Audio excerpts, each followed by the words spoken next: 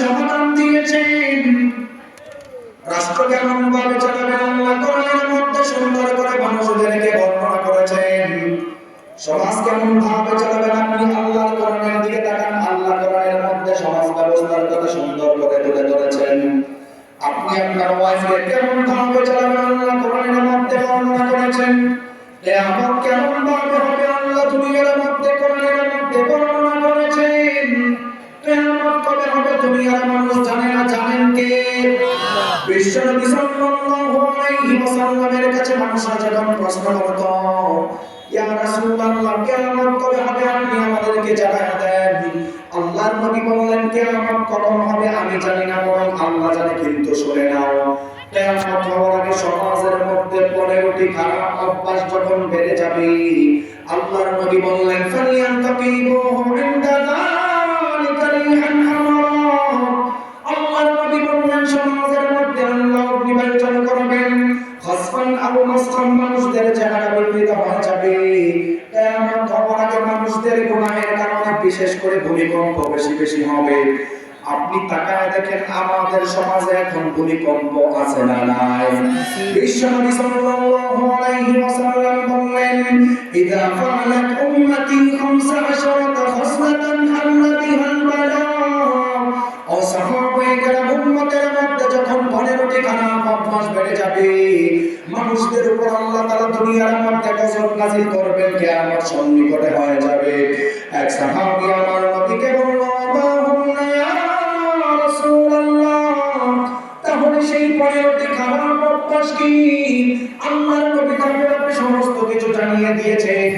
হাদিসটা যদি আপনাদের সামনে বলা হয় আপনারা তো চিন্তা করবেন হুজুর মনে হয় চট্টগ্রাম থেকে আমাদের বিরুদ্ধে হাদিস বানায় আনছেন। না না, আমি আপনাদের বিরুদ্ধে ওয়াজ করতে আসি নাই, আপনার সমাজের ক্যান্সারের বিরুদ্ধে ওয়াজ করতে আসছি। কোরআন হাদিসের কথা বললে কেউ রাগ করলে এটা আমার দেখার বিষয় না, ঠিক কিনা? আল্লাহর নবী বললেন উম্মত তখন ধ্বংস হয়ে যাবে। এক নাম্বার অন্যতম কারণ হলো ইযা কানাল মাগনামু তাওয়ালা, এমন একটা জমানার মধ্যে মানুষগুলি উপনীত হবে যেই জমানার মধ্যে রাষ্ট্রের আইন ব্যবস্থা, রাষ্ট্রের ধন সম্পদগুলি মানুষগুলি নিজের বাপ দাদার সম্পদ মনে করবে। দেশের নেতাগুলি রাষ্ট্রের সম্পদকে বাপ দাদার সম্পদ মনে করবে, নিজের বাপ দাদার সম্পদ মনে করে বাহিরের দেশে পাচার করবে, তাদের কোনো বিচার হবে না। আপনি তাকায় দেখেন আমাদের সমাজের ও রাষ্ট্রের ধন সম্পদ মানুষরা বাহিরের দেশে পাচার করে, কোনো বিচার নাই, এমন আছে না নাই? আপনি তাকায় দেখেন সমাজ কেন ধ্বংস হয়, আপনি তাকায় দেখেন আল্লাহর গজব কেন আসে। আল্লাহর গজব আসার অন্যতম কারণ হলো বিশ্বনবী বললেন শেষ জামানার মধ্যে রাষ্ট্রের আইন অর্থাৎ রাষ্ট্রের ধন সম্পদগুলি মানুষরা লুট করবে।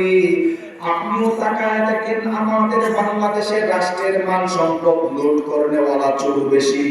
ভালো মানুষদেরকে মানুষ সম্মান দিতে চায় না, খারাপ মানুষদেরকে রাষ্ট্রের নেতা বানায়, এমন আছে না নাই?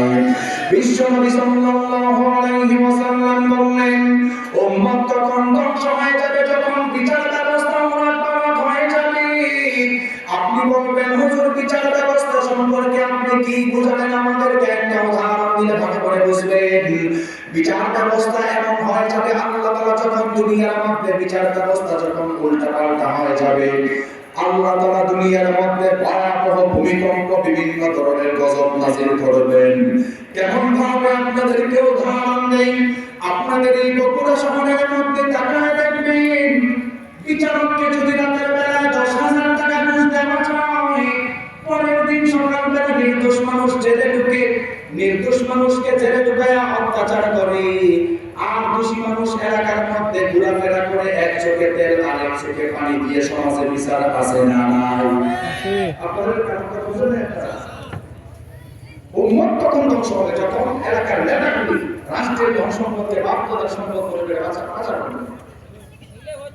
হচ্ছে না? আপনাদের বগুড়া দেখুন, আপনাদের ধন সম্পদ নেই, তাহলে 3-4 জন করে পিছনে সবাই ডোবা হয়ে আছে। হ্যাঁ, নাকি নিজের উপর পড়ে গেছে? শোনেন, আল্লাহ নবী বলেন আল্লাহ তাআলা তখন দুনিয়াতে ভূমিকম্প দিলেন, 7 tectonic plates creates the mountain range on earth। 4টা tectonic plates এর মাধ্যমে পৃথিবী ভারসাম্য